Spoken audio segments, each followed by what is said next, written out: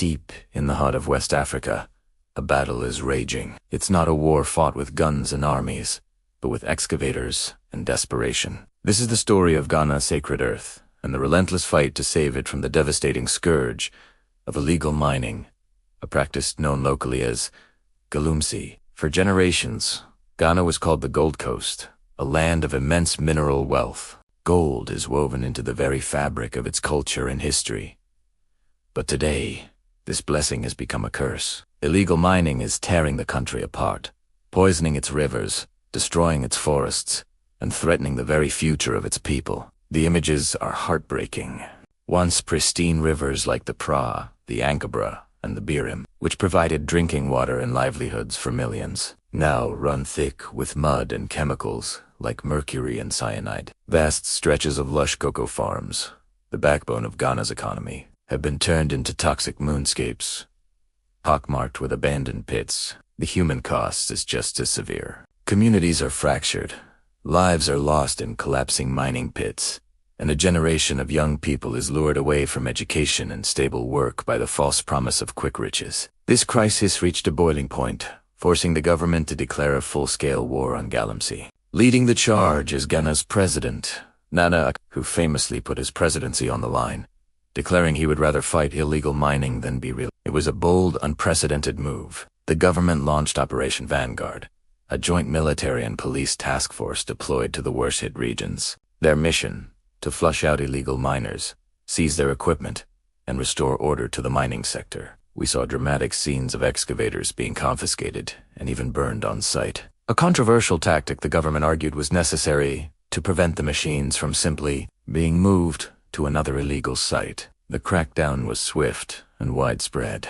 Hundreds of illegal miners, including foreign nationals, were arrested. The government placed a temporary ban on all small-scale mining, legal and illegal, to allow the land and rivers time to heal and to implement a new, more sustainable mining framework. But fighting galamsey is like battling a hydra. For every illegal operation shut down, another seems to spring up. The fight is complex, tangled with issues of poverty, unemployment, and corruption. Many local communities feel they have no other way to survive. They argue that traditional, small-scale mining has existed for centuries, and that the government's one-size-fits-all ban punishes responsible local miners, along with the reckless, destructive ones. The real villains, many argue, are not the desperate young men digging with shovels, but the powerful, often hidden figures who finance these large-scale illegal operations. These shadowy financiers provide the heavy machinery and reap the enormous profits, all while remaining shielded from the risks. Catching them has proven to be incredibly difficult. In response to these complexities, the government's strategy has evolved. Beyond military force, they introduced alternative livelihood programs, training former miners in sustainable agriculture, tailoring, and other trades. They've also invested heavily in digital solutions, using satellite imagery and drones to monitor mining activities in real time, making it harder for illegal operations to hide. A key part of the new strategy is formalization. The government is working to simplify the process for miners to obtain legal licenses, encouraging them to operate within the law, adhere to environmental standards, and pay taxes. Community mining schemes have been established, designating specific land areas for local residents to mine responsibly under strict supervision. The idea is to empower communities to become stewards of their own resources rather than victims of exploitation. The results, so far, are mixed.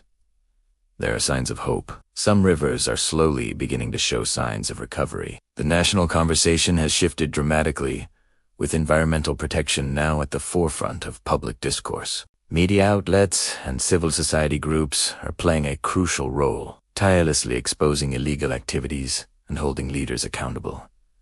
However, the fight is far from over. The economic pressures that drive people to galamsey persist. The allure of gold is powerful, and the networks behind illegal mining are resilient and adaptable. Every now and then, new reports emerge of galamsey activities resurfacing in remote areas, a constant reminder that vigilance is key.